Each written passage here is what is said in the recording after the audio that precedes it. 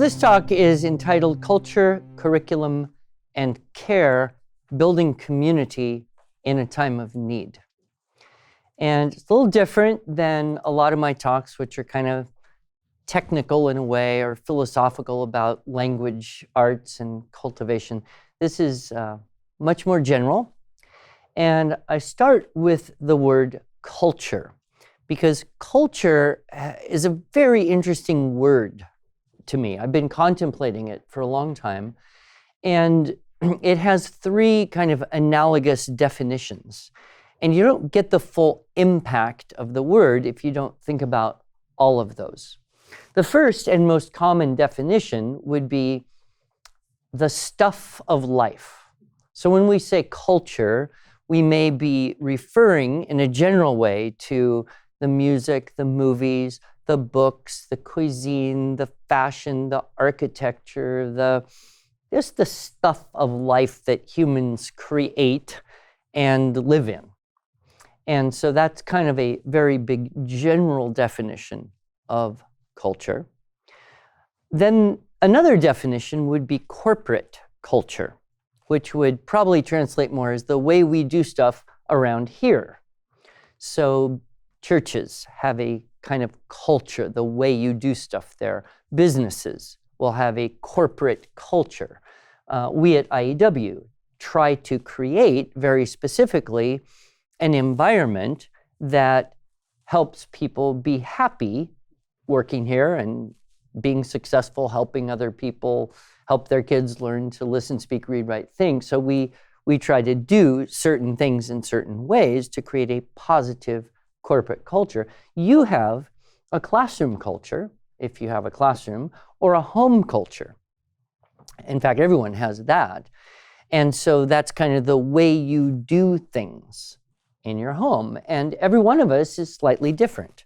I'll give you an example. Some people in their home, everyone gets up at approximately the same time, and then they eat breakfast together, and they talk a little bit, and they plan things, and then they go about their day.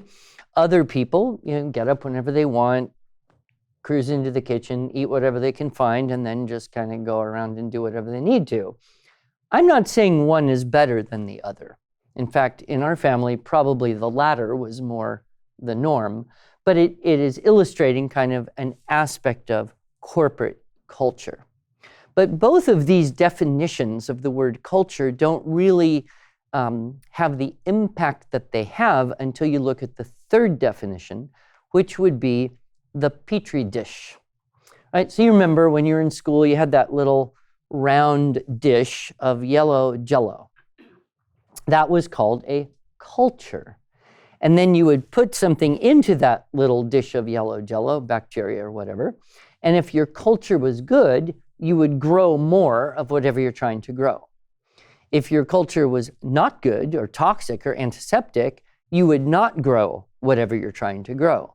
So the quality of the culture is what determines the growth of what you're trying to grow. This should be kind of a duh, that's obvious, because the word cultivate means to grow. But I think we forget that both the corporate culture and the larger culture are supposed to grow something. The question, of course, is what are we trying to grow? And for a very long time in Western civilization, we kind of had an order of things that went like this. The highest authority was the church, or faith in the West, right? And then everything operated under that authority. The whole idea of education existed under the authority of faith. And so education would conform to tenets of faith. For a long time, it was the church, and after the Reformation, there were various churches, but there was this effort to have faith, have authority. Education then would produce people, and those people would then create culture. They would make music and write books and maybe movies or build buildings. They would do stuff, and that stuff was meant to kind of cultivate faith. And that's the way things were for a very long time, from about the end of the fall of Rome and the expansion of Christianity through the West and in Europe, until, I don't know, maybe 150, 200 years ago, when things started to change.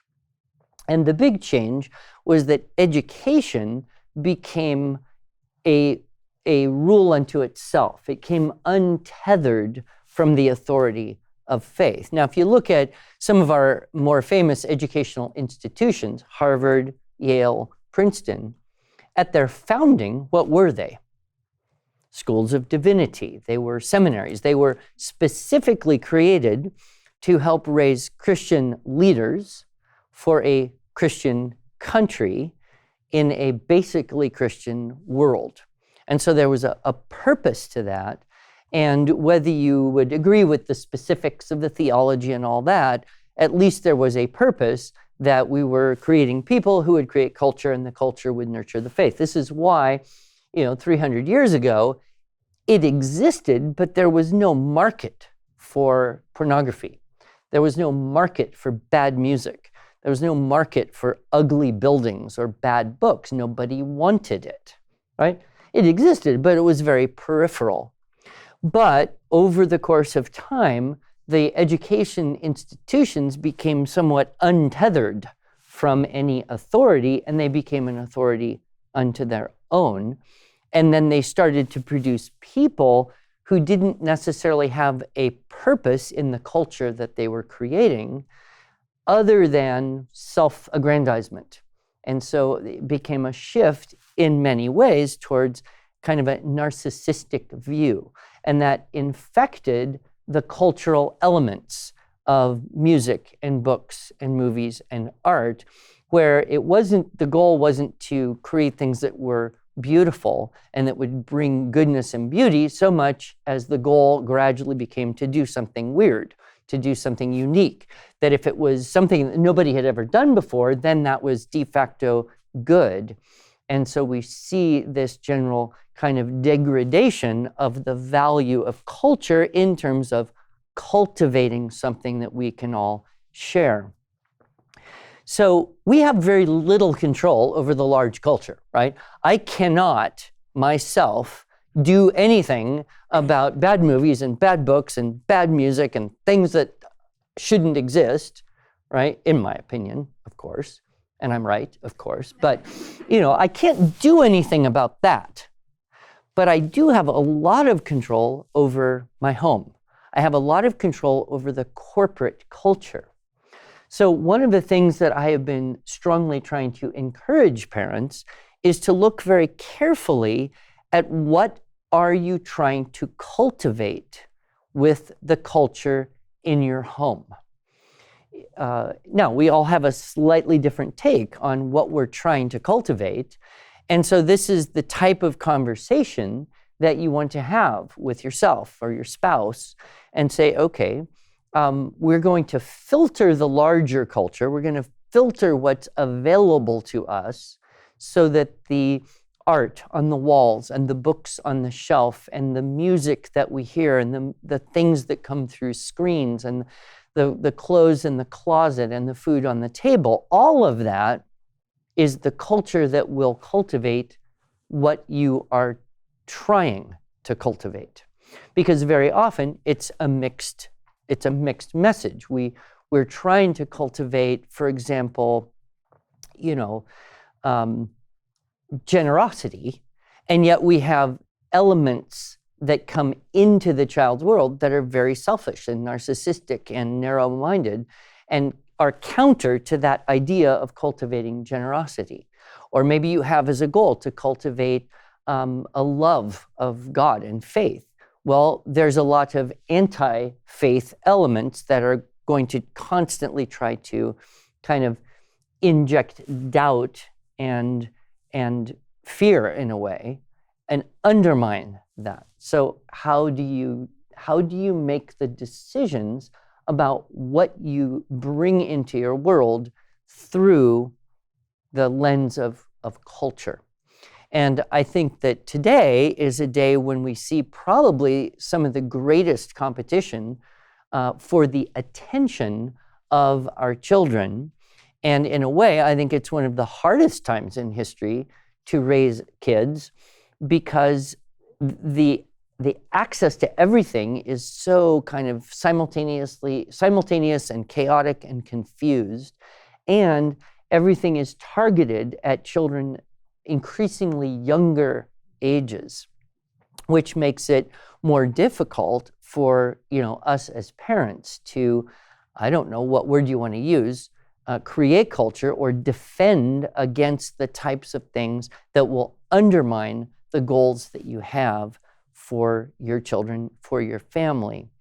And so this idea then of culture would range from the aesthetic environment to the literary environment, and then I would say the liturgical environment, meaning the rituals and habits and patterns that you have in your life. I have been blessed with a wife who has a very beautiful aesthetic sense. So from the time I began living with her and through the life of all my children, we have had beauty in our home. I am not particularly good at that. In fact, I imagine that if I wasn't living with her and I was all on my own, I would just live in a box. And there would just be stuff that I needed, and I wouldn't spend much time trying to make anything beautiful. It's not my natural disposition, which is why I'm so blessed, because we have beautiful art and we have beautiful plants and we have furnishing. We have a place when our children and now our grandchildren come in, there's that aesthetic order that is nourishing to the soul. And really, that is such an incredible blessing, because if you grow up with beauty around you, then your soul is in a way satisfied and nurtured and grows as a result of the beauty in the world around you. And then, of course, making efforts to go and see more beautiful things and experience more beautiful music and keep that idea of beauty. There are many books on the idea of beauty, but the basic idea that that's where you start with children is in bringing beauty into their world, and then that attunes them to goodness and truth. So you have these three transcendentals: the goodness, truth, and beauty, the good, the true, and the beautiful. And I would say that the development of children's sensitivity to goodness and truth begins with beauty, and the undermining of goodness and truth also begins by undermining beauty. So there's that. Music is a big thing. Music, I could talk about music for hours and hours. I promise not to. But when we think about music, we have some things that we say because we believe them, but then we don't necessarily operate in that way. We would say something like, well, music is the language of the soul, right? We talk about the music of the spheres. We talk about music being transcendental in some way, and that harmony is not accidental. Harmony is part of the created universe, and it contains things that can be intrinsically beautiful, but they can also be manipulated to be intrinsically ugly. And so I think we see probably in that world of fine art and music this undermining of our sense of proportion and balance and harmony and all of those things that we deep level love as humans. And unfortunately, if we spend enough time surrounded by ugliness and listening to music that disorders our sensitivity, or reading stories or watching movies that are disordering in terms of their level of beauty and goodness, they also are disordering to our perceptions of truth, then we can become immune to that. I always kind of, for some reason, I personally really love Thomas Jefferson. I I've read a lot of what he wrote and said. I've read several biographies. And I've just always liked Thomas Jefferson. And, he's human. He's fallible in many ways, and I don't agree with everything he said or did, obviously. But I look to him as being one really incredibly smart guy. And I always think, what would he think if he zipped in from history to right here and now in modern day America? What would surprise him the most? I don't think he would be surprised by the technology, because he was kind of on the cutting edge of technology, and he was always looking for that new little thing that, kind of when it first happens, it appears to be magical, and then you start to understand the science. I don't think he would be surprised by corruption in politics. That would probably be the least surprising thing. I don't even think he would be that surprised by the really radical differences that we experience in terms of just transportation and daily life and communication. But I do think he would be baffled by the music that many people willingly subject themselves to, because it is objectively ugly. And so the question is, how is it that someone with a human soul and a sensitivity can, over time, be conditioned to want something that is objectively ugly? And that I think, I would love to have a conversation. Who would you like to have dinner with? Anyone living or dead from history? I always think, I'd like to ask him, Thomas Jefferson, could you have imagined this? But anyway, so what we then discover is that there is this world of education that is so closely connected with culture, right? Because education produces people who create culture, and in part that culture has a huge influence on the next wave of education. So we look at the idea of curriculum. So curriculum is the next word, and it is derived from the Latin word essentially meaning, the verb would be to run, and then the nominative or the noun form would be racetrack.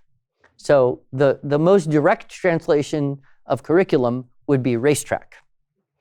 Now, there are two kinds of racetracks. There's the first kind of racetrack that we are most familiar with from high school PE. It goes around the football field in quarter-mile increments, and you would go around and around and around, and you would basically keep going around, and you would always end where you began. And so that would be one form of racetrack. Another form of racetrack would be kind of the traditional marathon, where you would start in one place and then you would end in a different place. And so I think that's very interesting, because we are involved in education. We cannot avoid the question of curriculum. So the question, what then shall we do? And I believe that many of us are kind of stuck in the football field quarter-mile racetrack model. And I think my experience was kind of like that. You go to school, you do a bunch of stuff. Next year, you go to school and you do a bunch of stuff, and it's kind of the same stuff. And every year, you start and end at very much the same place. I think the kind of extreme of this, there is a guy named Sri Chinmoy, who was kind of a Indian yogi, fitness fanatic, philosopher kind of guy. And he did a lot of things, but one of the things I find most interesting is he created this thing called the Self-Transcendence Marathon. And this is where people would run 5,649 laps around the same block and a half of New York City, somewhere in New York City. This would be 3,100 miles, and you had 52 days to accomplish this, and you would run from 6 a.m. till midnight, as much as you want, and if you did it, you would win a t-shirt. Now, I'm not saying there's no value in this type of thing, although I'm not sure I personally would choose to undertake this challenge. If I were going to travel 3,100 miles by foot, I'd rather go somewhere, honestly. But I think we can kind of get stuck, whereas I like the metaphor of the climbing the mountain. I did a lot of climbing of mountains when I was young. And there was this feeling of you're starting and it's always getting a little bit better, a little bit clearer, a little bit closer. The view is improving, the air is improving, and then you reach the goal and there's this sense of, wow, wasn't that worth it? Wasn't that amazing?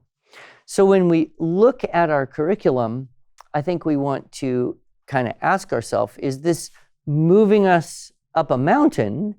Or is this just redoing the kinds of things? Now, I don't like to take that metaphor to an extreme because there are a lot of things that you need to do again and again and again and again to achieve mastery, right? You can't just, spend a week and say, yep, got the multiplication tables, let's move on to algebra, right? You need to constantly be reinforcing.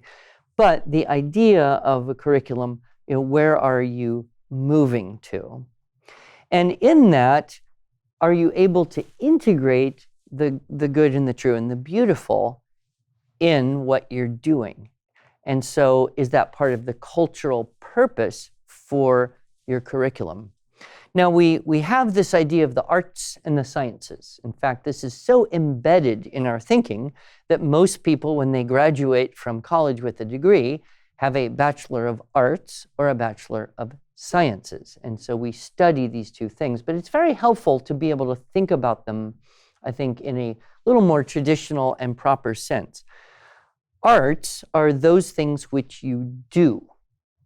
And so I mentioned them in an earlier talk: the trivium, the quadrivium, grammar, logic, rhetoric, arithmetic, geometry, music, and astronomy. The qualitative or language-based arts, the quantitative or mathematical arts. And so in learning those things, we are acquiring the tools to discover the world around us, right? So we learn the arts so that we can enjoy both the natural creation as well as the cultural contributions of all of humanity.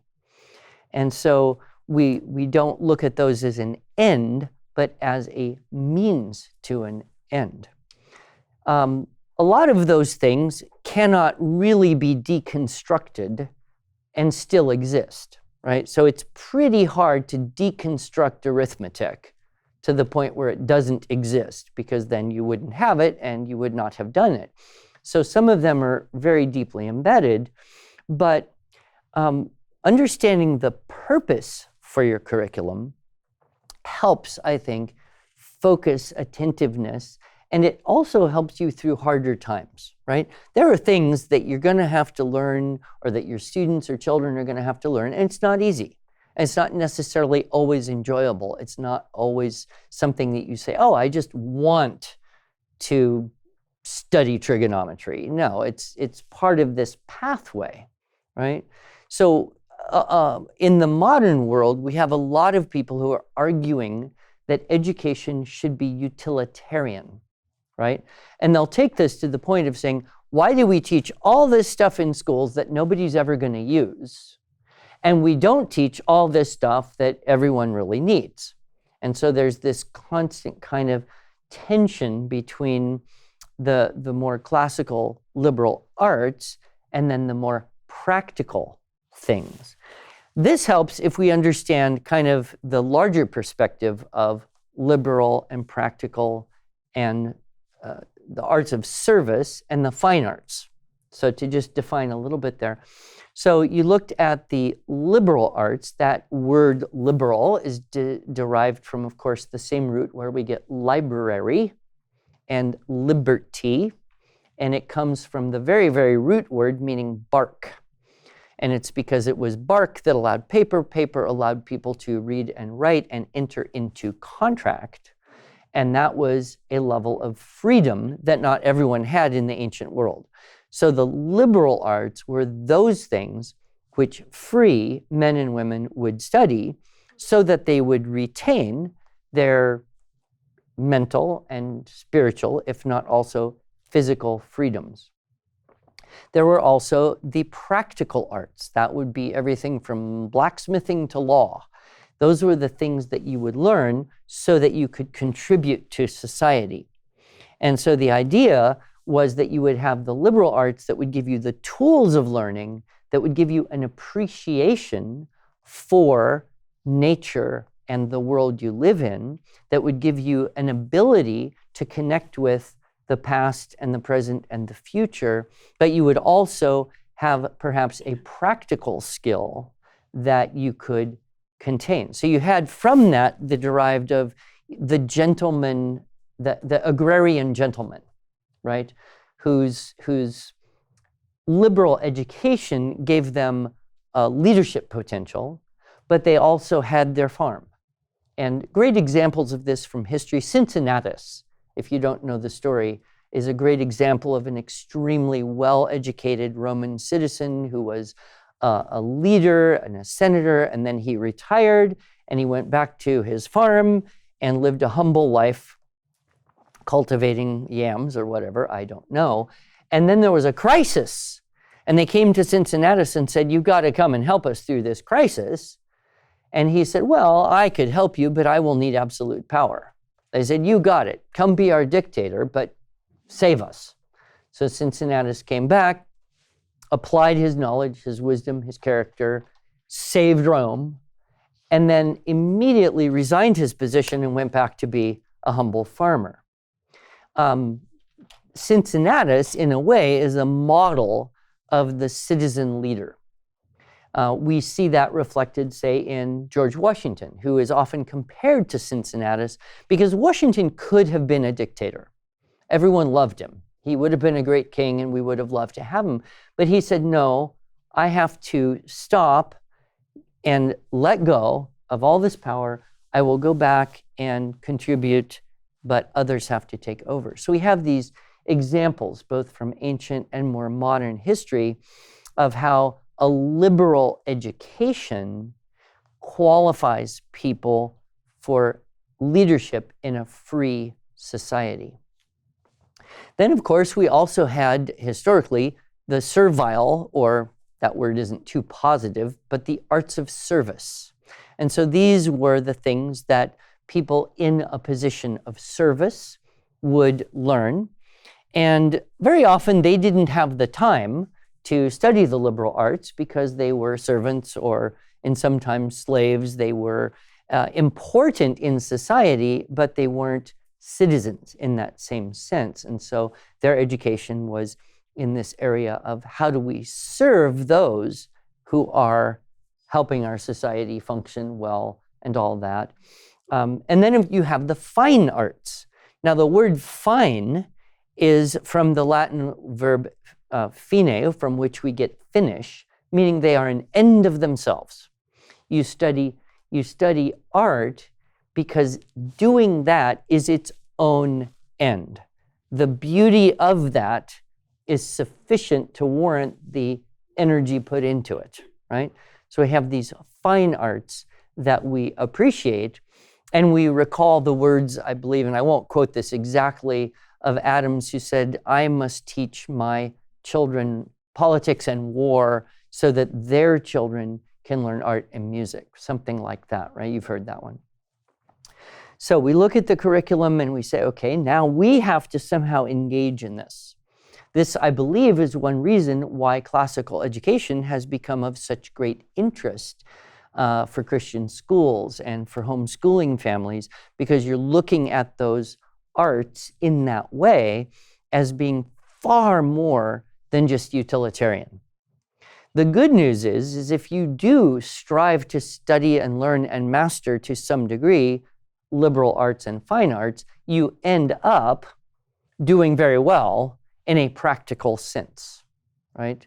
But when you look at just the practical side and say, well, if you're going to do engineering, why do you need to read history? Where's the connection? It's because we need engineers who are good engineers, but also engineers who have the perspective of time and an understanding of humanity so that they will be able to make better choices in their world of influence in engineering or whatever. Do you see it? So we're looking at that. We, of course, have the tradition of the great books. And, unfortunately, we kind of have now a bias against white men being dominant through all of history. And I'm not saying we shouldn't look at other cultures and their contributions. And there are classics, from many different ways, but we can't throw out things simply because of that. That's a basic logical fallacy that any logic student would learn in a first-year logic class, which they should be doing when they're 12 years old, which is you can't just throw something out because of where it came from. You have to analyze the thing and evaluate its and consider its value based on what it is, not its origin. That is, by the way, called the genetic fallacy. You also have, very similarly, ad hominem fallacy to say, well, that was not a good person who did that, therefore this is not a good idea or a good thing. And of course, we are all flawed, we are all imperfect, but it doesn't mean that we can't all do good things. And some of those artifacts that have been created by flawed people have been of great value to the development of civilization over time. And right in this area of curriculum is the idea of memory. Memory is another thing which I could easily talk about for an hour or more, because it is essentially the mother of all learning, right? In fact, the ancient Latin saying, repetitio mater studiorum. Repetition is the mother of learning. Why? Because it's through repetition that we're able to learn by heart. So how do we cultivate memory? In our world today, we live in an anti-memory world. Every single one of us right now, our memory has been degraded by our access to instantaneous information and technology. And there is a line of thinking, kind of a post-humanist line of thinking, that why bother learning anything when you can always just ask your phone? In fact, I was at a global home education conference years ago in Rio de Janeiro, and there was a man, an Indian gentleman, who gave a talk. It was very interesting because he and I both shared 1 hour session with another person. So we had about 20 minutes, which is a pretty short time. And for the first 5 minutes, our talks were very similar. Basically talking about the industrial model of education. It's no longer meeting the needs of a modern world. We're seeing a decline in basic skills across the board in all civilized countries, but worse in America. Okay. Then our talks took two very different directions. I said, so what we might want to do is go back and look at what were people doing when they were actually very well educated, very literate, and could do things like create whole new countries different than anything had ever existed before in the history of the world. That's amazing. We should look at their education. Well, he said no. He basically said, what's going to happen here is this phone is going to shrink and disappear and get faster and better and faster and better, and pretty soon it'll be somewhere in our body. And then we really won't have to know anything by memory. We won't have to remember stuff because we can always just ask. We can just ask the infinite bank of knowledge of humanity called, right now, the internet, right? And he actually believed this. I mean, he was, I think, the true first post-humanist I had ever met. However, he broke the first rule of rhetoric because he did not know his audience at all. A third of which was classical conversations moms who are like, oh, that's the worst idea I've ever heard. But I wanted to point out that it's true. If you don't know when the American Civil War happened, you could just ask your phone, and your phone would tell you exactly the date on which it began and which it ended, right? So why know that? But if you extrapolate this out, you would then say, well, why know anything? And you know less and less and less and less. And pretty soon you don't even know there was an American Civil War, and you can't even ask the question, when did it happen? And if you keep that to its extreme, you pretty much have no one who can ask a question about anything other than what is immediate at this moment, and then you are disconnected from the extraordinary value of human life on Earth up to this point. And you have to admit, it's somewhat obnoxious to just pop into the modern world and say, with no knowledge of what has happened before, I know everything, how we can make this all better, right? I mean, it's some pretty extreme hubris, but that's kind of what we see a trend going. So by cultivating memory, memorizing beautiful things like poetry, memorizing true things like scripture, if you're so inclined, or other forms of embedded truth, memorizing music, right? Memorizing dance. When you store these things that are good and true and beautiful in your mind, well, it's going straight to your heart, to your soul. In fact, my mother, who is a music teacher, she never used the word memorize. It sounds very mechanical, doesn't it? Memorize. She always said, you have to learn it by heart. Because what we do, what we take in through our memory and retain, shapes our soul. We are what we remember. And of course, that combines with imagination. And when you look at brain functions, you watch people think, you discover that memory and imagination happen in the exact same parts of the brain. And that probably most of what we remember is not exactly the way it was, but it's embellished with imagination. And all imagination comes somehow, somewhere from elements of memory and information. So when you're thinking about curriculum, basically, to sum it all into one sentence, knowing stuff is good. And the more stuff you know, the better you'll be able to think. And what is thinking, that's something I've been working with. Because when you have a child who says, I can't write, I don't know what to say, I can't think of anything, you start unpacking that. How do you think? And this is a question you could try and experiment with. I'll just go walk out on the streets of your city or find some random teenagers and ask them, how do you think? How's it done?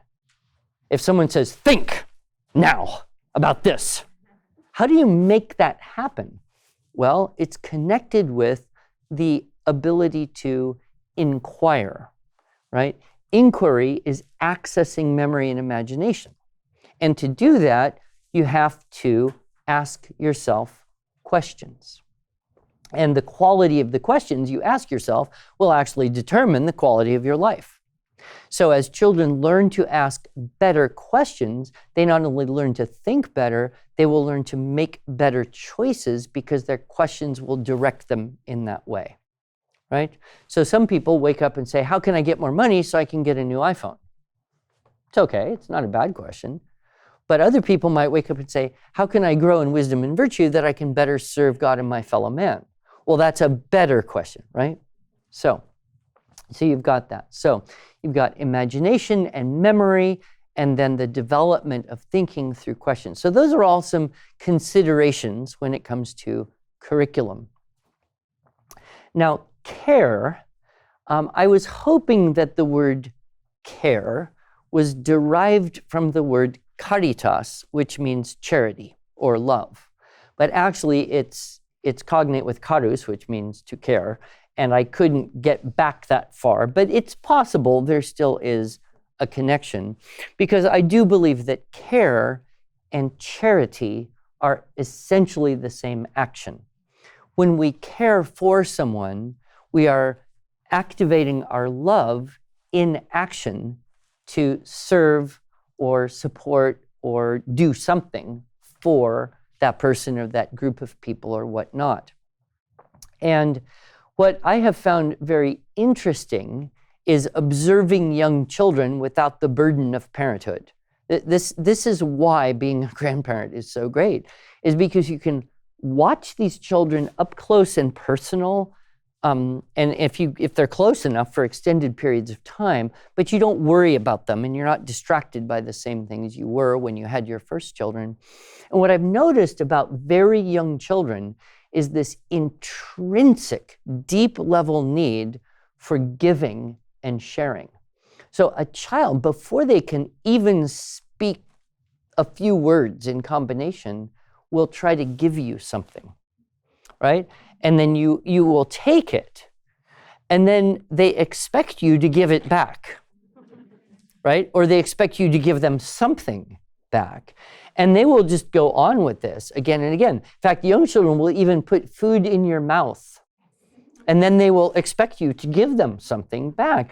And so there's this joy of giving and sharing that is so intrinsic to humanity that it almost has to be trained out of us. It's as though selfishness has to flourish in some kind of environment because it's not a natural thing that you see until the kids turn about 2. And then it's like, yes, that's mine and I want that and me. But you do see that there's this desire, this intense desire to give. And in a family, we have the best opportunity to learn this giving and sharing that will become the basis for a good life, right? So if you think about you want your children to have a good life, what does that mean, right? I would argue that a good life is not achieved by studying hard so you can get into a very good school, so you can get a very good degree, so you can get a high-paying job, so you can have a nice house and a good car and be comfortable, so that you can then have children who will do that to be comfortable, and you will have generations of people who are comfortable. I don't think that's what we would really, in our heart of hearts, consider the good life, right? We do like comfort. I would be the first to confess that I like first-class upgrades and temperature-controlled environments and healthy, expensive food, and I like comfort, but that's not where the satisfaction of life goes. And I've been reading a lot about people who had very little or suffered persecution or even torture or imprisonment or alienation, and yet they were still able to have charity. They were almost in a case where the worse their suffering was, the easier it was for them to have charity and try to help others. Of course, a faith element is a big part of that, but even people who didn't have a strong faith, they discovered that they were strengthened through community and interacting and care for others. So we learn in a family probably the two most vital things, which is repentance and forgiveness. And so we're trying to teach our children, yes, if you wrong someone, you need to ask for forgiveness. You need to repent. You need to decide that you will try not to wrong someone in that way again. But on the other side, we have to not hold grudges. We have to learn to forgive, and we have to accept the fact that we're all flawed, all fallible, and we're pretty much going to accidentally be mean to each other, but that's not what it's really about. So repentance, forgiveness, and charity. And I think it even begins with yourself. I really do not like the term self-care simply because of its connotations in the modern world, which for a lot of people means I am the most important thing in my universe. But you do have to be in good condition.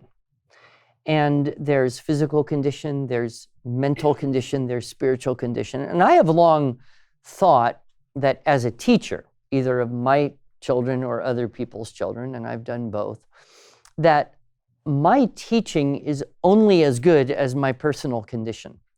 That if I am tired or feeling empty or in a bad emotional state for some reason, I should probably just not even bother teaching anybody, because all that's going to come of that is my bad condition poisoning, if you will, the experience of the students that I'm trying to teach. But when I'm in good condition, when I'm rested and intellectually alert and alive and emotionally ready, teaching is just beautiful. It's like magic. It's like the overflow of the soul from the teacher to the student. But you have to be full in order to overflow. So as you look to populate the culture of your home, you also want to look at that in terms of populating your environment with what you benefit from, so you can be the best giver to your family, to your students, to your friends.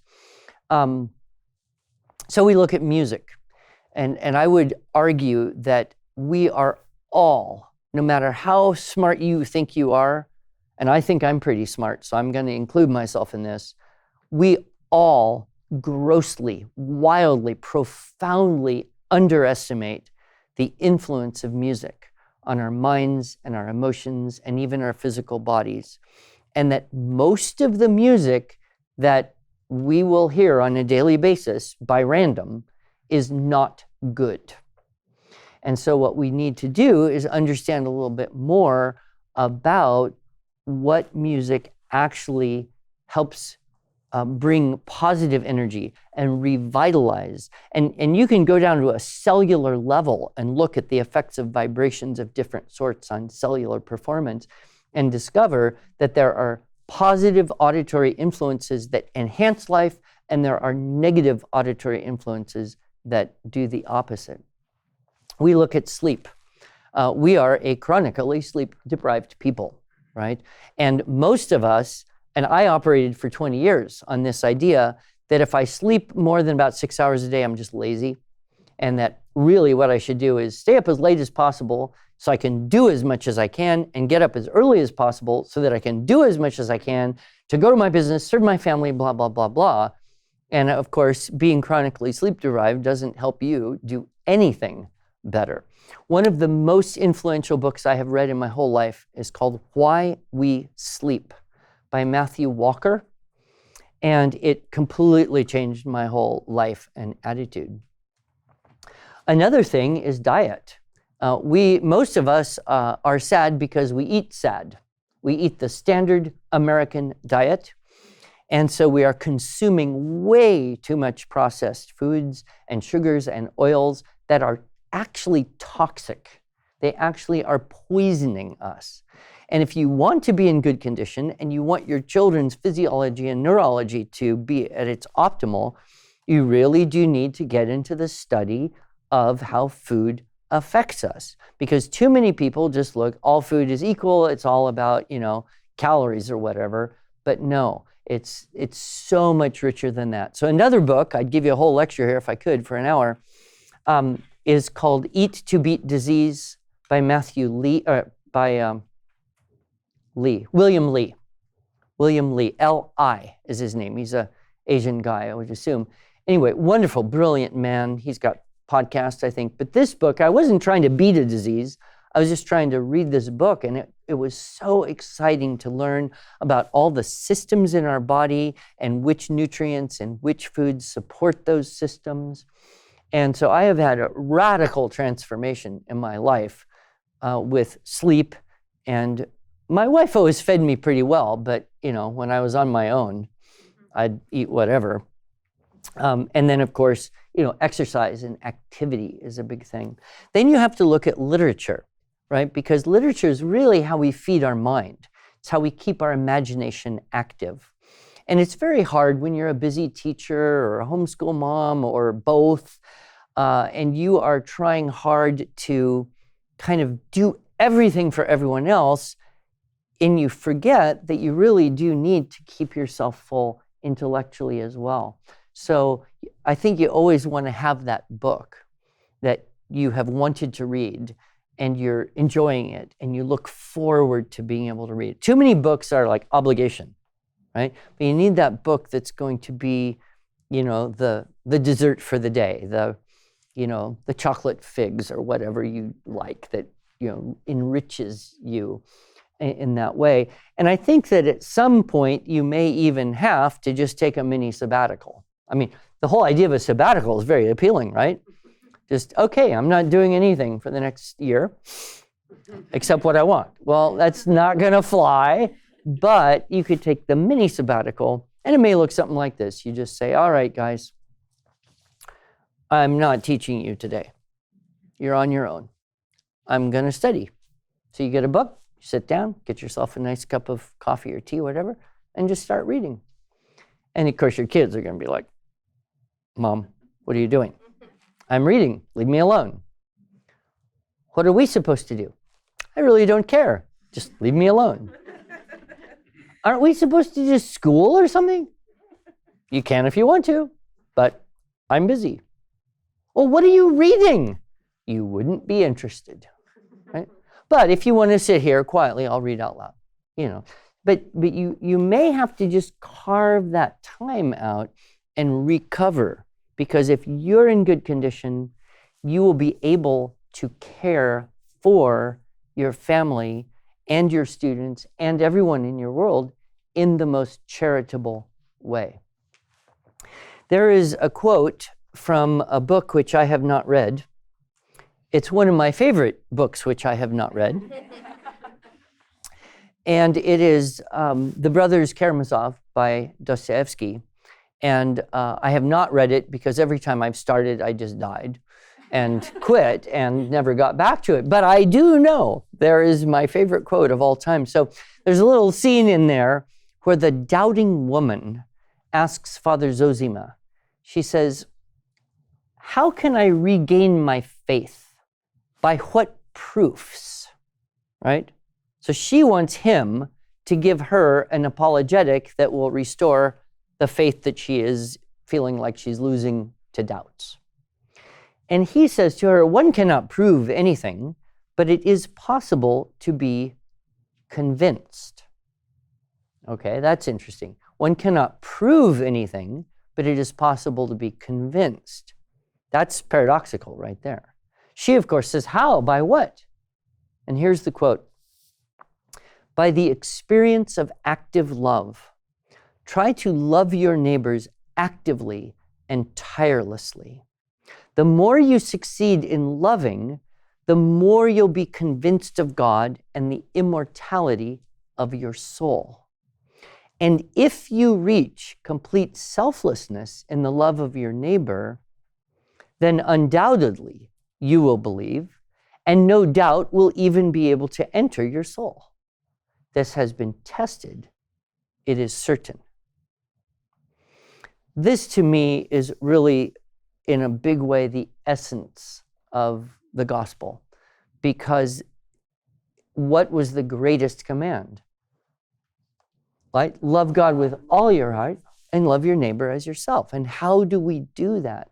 And how do we teach our children to do that in a world that is less and less caring about this sort of thing? You know, in whatever political world you live in, whatever you think, it's pretty obvious that there is a greed and a selfishness and a lust for power that is so present in our world that it's just an overwhelming influence on us, and even more so on our children. And the only possible way they will learn this lesson is through your example. And that is why when we see families that are involved in outreach or ministry work or service, or even something so simple as volunteering at a food bank, or, you know, getting packages of care and giving them to homeless people when you see them.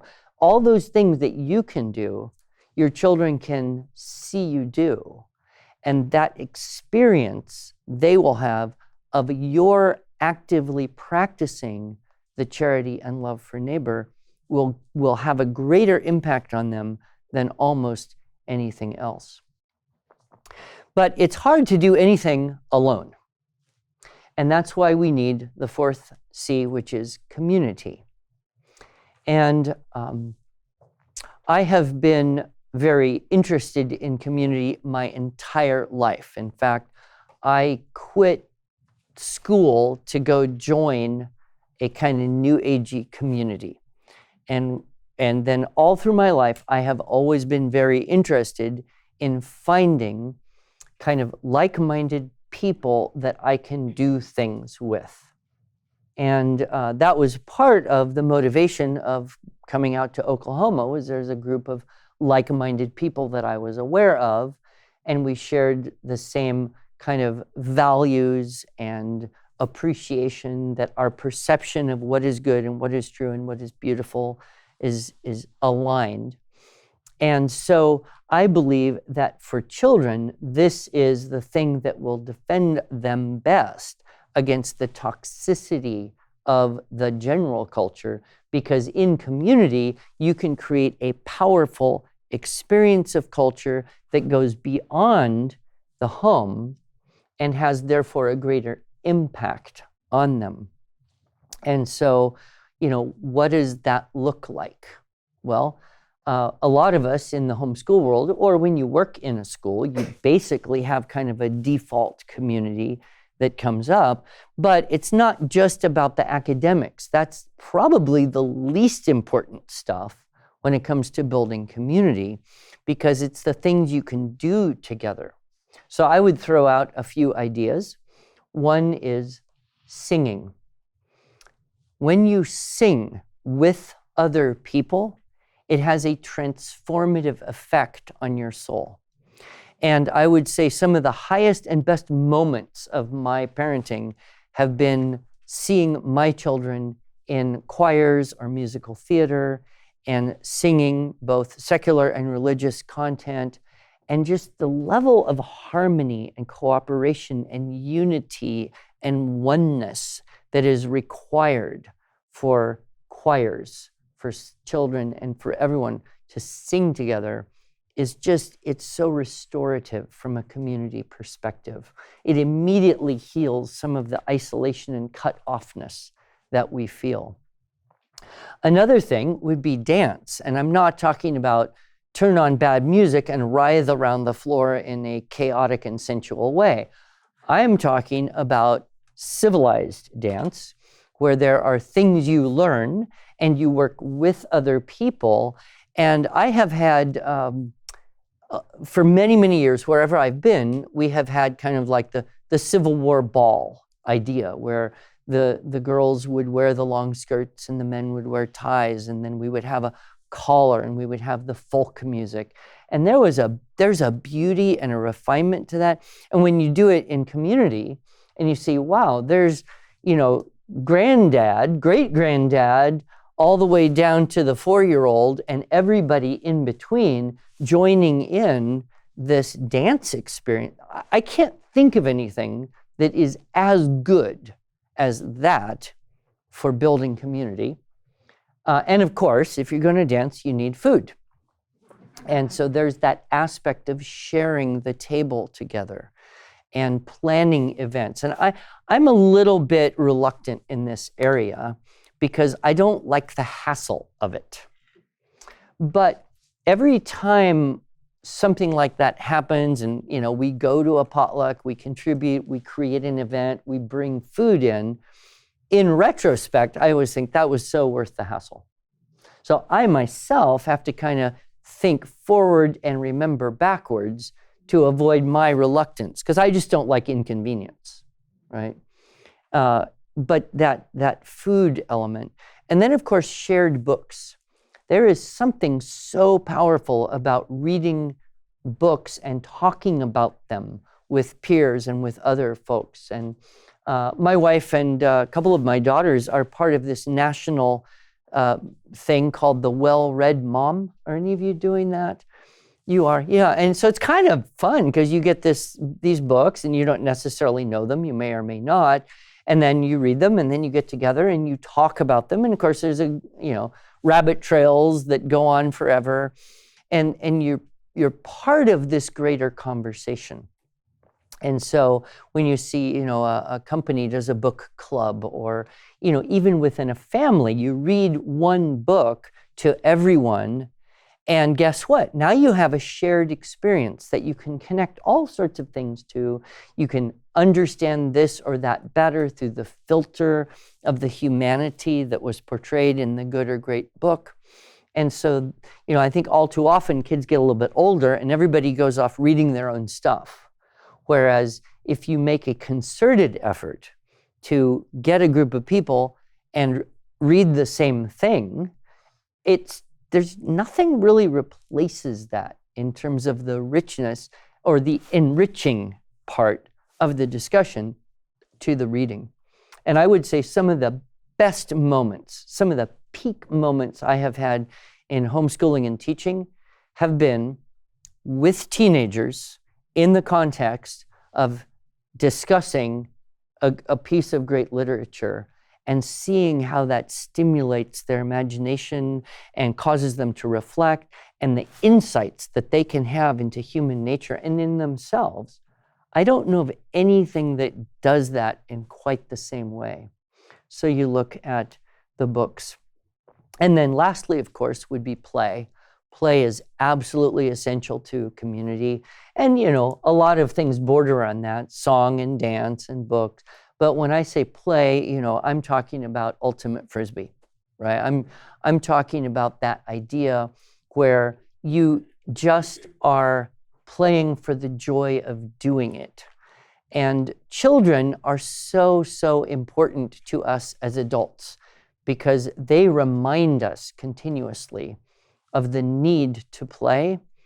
And we get so quickly into this world of being busy and having really important things to do and marginalizing that. And I remember seeing this couple once, and they were playing gin rummy. And I just thought, I would never sit around and play gin rummy with my wife. We are both way too busy. And then I thought, well, that's kind of sad, right? I mean, the kids are gone. There's nobody to play with. So I guess we just don't do it anymore. So I have been kind of looking for ways to reintegrate play, because no matter how old you are, and of course that is, again, the biggest reason, grandchildren, they force you into it, right? Whether you're in the mood or not, Grandpa, play with us. How can you say no? So if you look at all the physical, emotional, social, and cognitive benefits of play, again, you could do 2-3 hour lecture on that, but you want to be sure to integrate that into your community cultural experience. So music, dance, food, great books, conversation, and play. And then what I think we discover is that those things meet our deepest level needs. And when our deepest level needs are met, we are so much more able then to live more a life of service and selflessness and surrender and even sacrifice, which we are all called to, even though that is not a reinforcement the world readily provides to us or to our families or children. So those are some thoughts. I know that was kind of a loose talk in terms of being very philosophical and contemplative, not nearly as practical perhaps as some things, but both are important. And so, but I'm thankful that you joined us. I'm thankful for those of you who will watch this later. And I am particularly grateful to you who were so attentive on such a long and uncomfortably warm day. So that's the end, and I hope we meet again on our interesting journey through this modern life. God bless you.